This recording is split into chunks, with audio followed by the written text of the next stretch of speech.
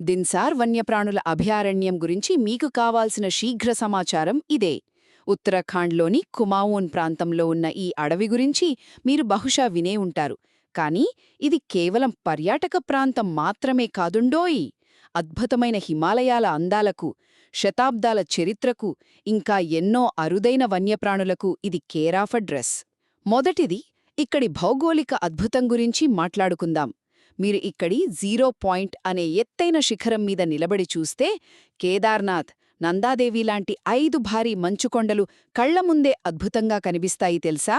అయితే ఇక్కడ మనం గుర్తుపెట్టుకోవాల్సిన విషయమేంటంటే, ఈ అభయారణ్యం అసలు లక్ష్యం కేవలం ఆ అందాలను చూపించడం మాత్రమే కాదు, సెంట్రల్ హిమాలయాల్లోని విశాలమైన బ్రాడ్లీఫ్ ఓక్ అడవులను కంటికి రెప్పలా కాపాడుకోవటం. కేవలం మంచుకొండలను చూసి మురిసిపోవడమే కాదు, ఆ అడవులను కాపాడటం కూడా అంతే ముఖ్యం కదా. రెండవది, ఈ ప్రాంతపు ఘనమైన చరిత్ర.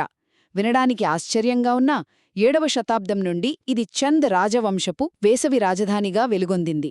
ఇక్కడి బినేశ్వర్ మహాదేవాలయం వల్లే దీనికి ఆ పేరొచ్చింది. ఆ తర్వాత బ్రిటిష్ వారు కూడా దీన్ని తమ వేసవి విడిదిగా మార్చుకున్నారు.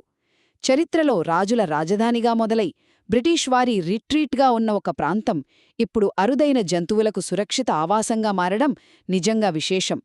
ఇక చివరిగా ఇక్కడి జీవజాలం, అలాగే ఒక తాజా వార్త.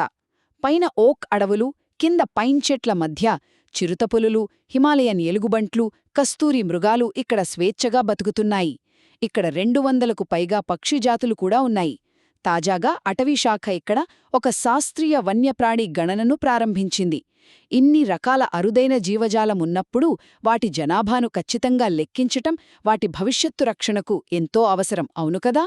మొత్తానికి చారిత్రక వారసత్వంతో పాటు అరుదైన జీవవైవిధ్యానికి నిలయమైన బిన్సార్ హిమాలయాల పర్యావరణ పరిరక్షణలో ఒక అమూల్యమైన రత్నం లాంటిది.